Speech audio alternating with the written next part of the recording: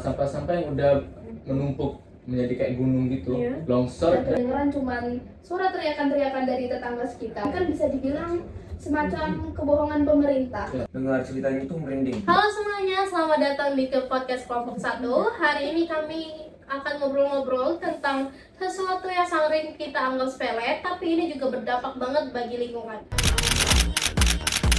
Kalau kita ngomongin soal sampah nih, data dari Sistem Informasi Pengelolaan Sampah Nasional dari Kementerian Lingkungan Hidup dan Kehutanan menunjukkan bahwa Indonesia menghasilkan 34,85 juta ton timbunan sampah pada tahun lalu 2022.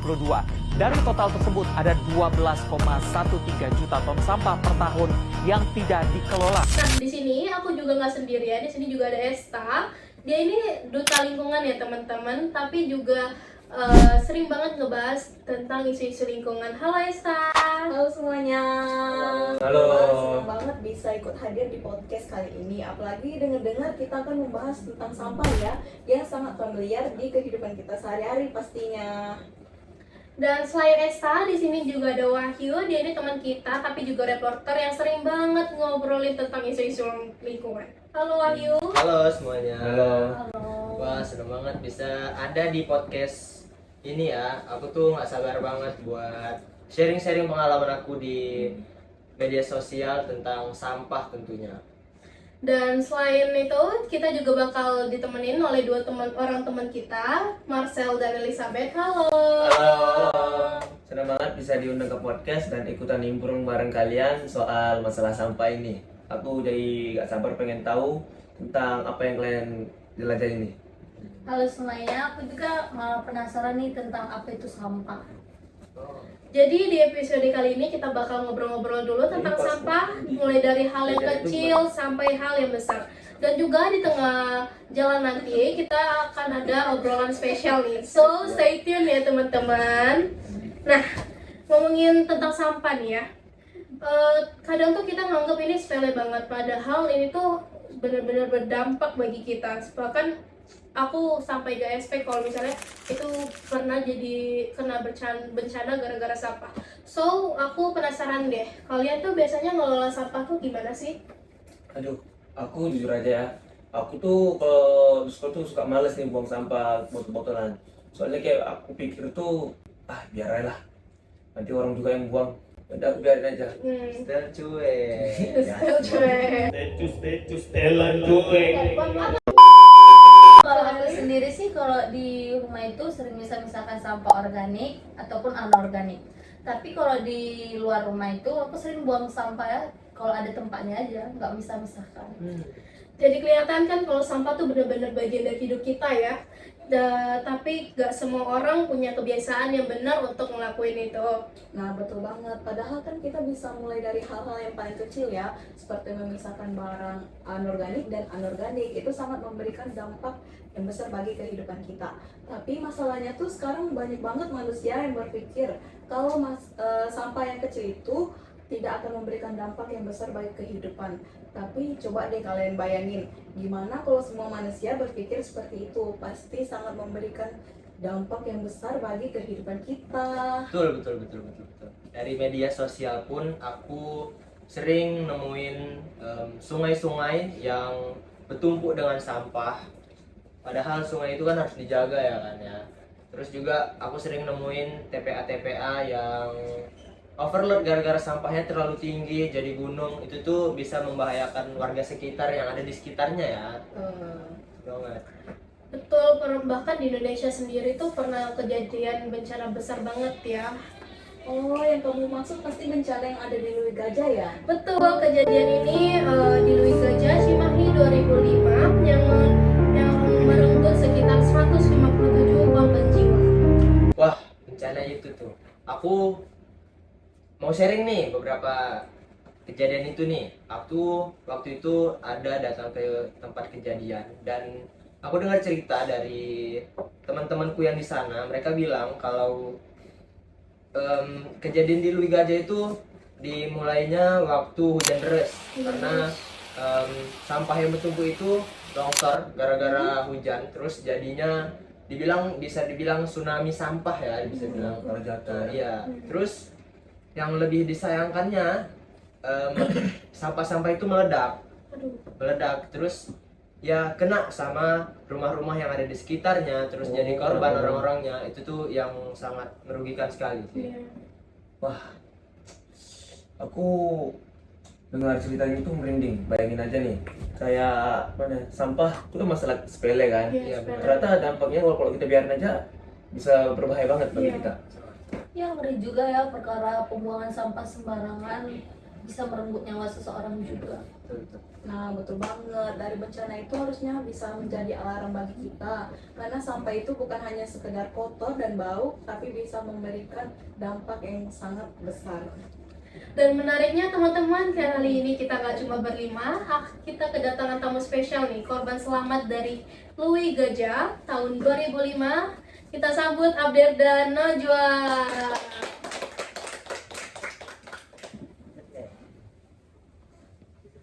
Halo Abder, halo Najwa, terima kasih sudah mau datang ke sini ya. Halo semuanya. Halo semuanya. Ya, terima kasih sudah mengundang saya dan adik saya. Kami sudah sangat senang karena sudah diundang ke podcast ini dan membahas tentang masalah sampah ini. Walaupun tema ini terasa sedikit berat bagi saya dan adik saya. Ya bener banget, halo semuanya. Aku jujur senang banget ya karena bisa diundang ke podcast kayak gini. Karena ini baru pertama kali ya Ya, baru kita pertama kali diundang juga, ke podcast kayak gini. Semoga kita bisa sharing lebih banyak di sini. Nih guys, aku mau sharing beberapa pengalaman aku waktu di lokasi. Jadi waktu aku ke lokasi itu aku nemuin beberapa orang yang selamat atas kejadian Louis Gajah itu. Adalah dua orang ini, Abder sama Najwa. Nah, aku mau nanya nih, gimana sih perasaan kalian waktu kejadian itu terjadi? Apakah kalian expect sama kejadiannya? Harusnya sih enggak sih. Waktu itu saya ingat kali tanggal 21 Februari tahun 2005. 2005. Nah, kalau nggak salah kejadiannya itu terjadi jam 2 malam. Di situ istirahat kan, warga-warga lagi istirahat kan, termasuk saya dan keluarga saya. Nah, namun tiba-tiba ada suara ledakan besar gitu yang langsung membangunin semua warga, termasuk juga saya dan orang tua saya. Nah, pertama kami kaget pasti karena ledakan itu tiba-tiba dan besar banget. Karena itu kami cobalah cek di luar ada apa. Namun pas mau ngecek tiba-tiba suara gemuruh terdengar besar juga. Habis suara gemuruh itu sampah-sampah yang udah menumpuk menjadi kayak gunung gitu, longsor dan mengalir jatuh ke kampung kami. Nah, gitu. Aduh, kalau kalian gimana tuh? Kalau dari aku sendiri ya tentunya juga panik ya. Apalagi itu kan kejadiannya malam, dan kalau malam jelas itu gelap. Yang kedengeran cuman suara teriakan-teriakan dari tetangga sekitar. Tadi kan ada ditanya juga expect atau enggak. Kalau di umur yang dulu sih 8 tahun masih kecil, aku jelas nggak expect ya akan kejadian kayak gitu. Tapi kalau di umur yang sekarang nih, aku inget-inget lagi cerita dari bundaku. Aku cerita dikit ya. Jadi kan pembuatan TPA Louis Gajah ini tuh sebenarnya bukan kesepakatan dari warga sekitar, melainkan bisa dibilang semacam kebohongan pemerintah. Karena awalnya tuh pemerintah ngomongnya bakal dibikin tempat wisata kayak kolam renang gitu-gitu supaya bisa membantu penghasilan warga sekitar. Setelah disetujuin nih sama warga-warga sekitar, tapi kok lama-lama ini jadi TPA gitu. Sedangkan seperti yang kita tahu ya rekan sampah, kalau misalnya pembuatan TPA itu kan harus ada syarat-syarat tertentu. Nah, TPA Louis Gajah ini tuh nggak mematuhi syarat-syarat itu karena TPA Louis Gajah ini dekat sama sawah, sama pemukiman sekitar, ada 2 kampung di sekitar itu, dan juga dia dekat sama sungai gitu. Jadi kalau di umur yang sekarang sih tentunya aku expect banget akan ada kejadian longsor kayak gini. Berhubung kemarin masih kecil, sekarang udah besar atau kayak mana nih? Kan kita Tsunami lagi. Lumayan. Udah gede ya. Kalau tsunami lagi berenang lah. Lalu waktu ada dengar kabar wisata itu udah senang kali saya padahal. Tapi malah jadi kebohongan TPA itu kecewa banget. Jadi Abder berharap banyak ya. Iya. Kalau renang waktu itu dengernya.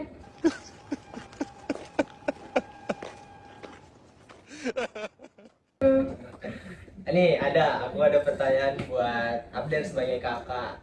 Gimana sih perasaan kamu harus ngejaga adik kamu di saat situasi yang segenting itu, harus menyelamatin diri sendiri terus harus menyelamatin adik kamu? Gimana sih itu perasaannya? Ya seperti yang tadi saya bilang, pasti pertamanya rasanya panik karena ledakan tiba-tiba itu. Mm-mm. Nah, spontan pasti langsung mencoba untuk menyelamatkan diri. Dibantu juga dengan orang tua saya. Tapi saya langsung ingat kalau masih ada adik saya yang masih tertidur di kamarnya. Aduh. Serentak saya langsung ke kamar adik saya buat nyelamatin dan pindahin adik saya ke tempat yang lebih aman lagi. Untungnya selamat. Penyelamat. Penyelamat ya, penyelamat gede nih. Alhamdulillah. So guys, aku punya pertanyaan nih. Kalian waktu itu kan rumah-rumah hancur tuh. Kalian tinggal di mana? Apa ada ada bantuan dari pemerintah? Terus dampak yang benar-benar terjadi atas musibah dari Louis Gajah itu apa? Kalau untuk bantuan dari pemerintah sih ada, kita dapat tempat pengungsian sementara. Pengungsian. Itu layak sih, dan juga makanan sama minumannya di situ semua tercukupi. Untuk kebutuhan sehari-hari juga. Ya, untuk Makan sementara udah waktu. mati. Tadi nanya dampak ya. Iya, dampak. Dampaknya sih dari TPA Louis Gajah ini sebenarnya sebelum 21 Februari ini, sebelumnya tuh ada kejadian lagi di mana sungai kami yang kena. Dan sungai duluan yang kena. Iya, jadi sungai duluan yang kena, dan itu tuh bikin kami kehilangan sumber air bersih. Aduh. Nah, itu juga termasuk salah satu dampak yang parah banget ya. Terus mungkin dampak selanjutnya sama ini, rumah kami kena longsor. Nggak bisa mandi lah tuh. Iya. Mandi ya. Jadi sekarang menurut kalian apa sih langkah yang kecil tapi sangat memberikan pengaruh bagi kehidupan kita biar kejadian yang kalian alamin itu nggak terulang kembali? Menurut saya sih kalau langkah kecil ya seperti biasa membuang sampah pada tempatnya, dan juga menyadarkan diri bahwa sampah ini sebenarnya masalah yang besar bagi lingkungan kita, bukan hanya masalah kecil dan sepele yang bisa diatasi sebentar aja. Padahal kalau sampah ini ditinggalkan dan dibiarkan dengan jangka waktu yang lama, pasti akan memberi dampak yang lebih besar dan buruk bagi lingkungan kita juga. Iya sih, setuju. Kalau dari aku sih, kita juga harus belajar gimana untuk memilah sampah dari yang organik dan non organik. Dan apalagi kan kita ini kan generasi muda kan. Kalau misalnya bukan kita bertindak, siapa lagi coba? Betul, Warsel. Oke. Pertanyaan dari aku nih, apa sih harapan kalian bagi generasi muda untuk lingkungan? Untuk generasi muda kan generasi sekarang tuh kan banyak dibantu dengan teknologi kan, apa-apa pasti ada teknologinya. Nah, saya berharap untuk generasi sekarang itu memberikan solusi dengan bantuan teknologi ini, sebuah solusi yang memberi dampak positif yang lebih besar. Dan ya pokoknya bisa memberi dampak yang berjangka panjang dan positif bagi kita semua. Betul sih. Udah guys, ada lagi pertanyaannya? Nggak ada. Enggak. Cukup? Cukup. Berarti obrolan kali ini penuh-penuh insight ya, dari hal kecil sampai hal yang besar. Dan dari sampahnya Abdir dan Najwa, kita tuh jadi sadar bahwa sampah itu benar-benar harus kita pikirkan gimana cara ngolahnya, gimana kita harus buangnya, dan harus kita pikirkan secara matang. Nah, betul banget. Saya sebagai duta sampah mau ngasih pesan buat teman-teman. Jangan biarkan tunggu datang bencana dulu, baru kita mulai Aware. iya aware.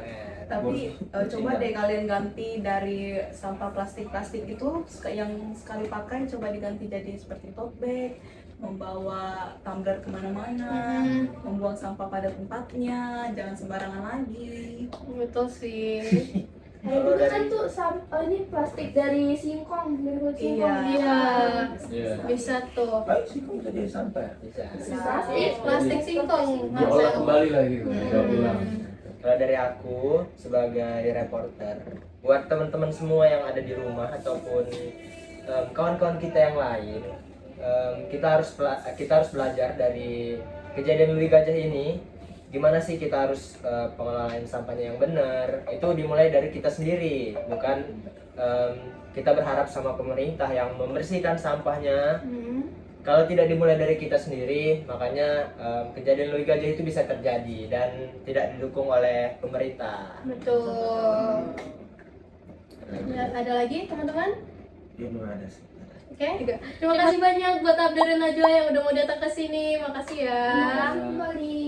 Dan juga buat Esta, Wahyu, Marcel dan Eli, terima kasih mau datang ke sini dan ngobrol-ngobrol dengan kita ya. Terima kasih. Dan juga buat teman-teman di rumah nih, jangan lupa perubahan besar dimulai dari hal yang kecil. Sampahmu, tanggung jawabmu. Dadah.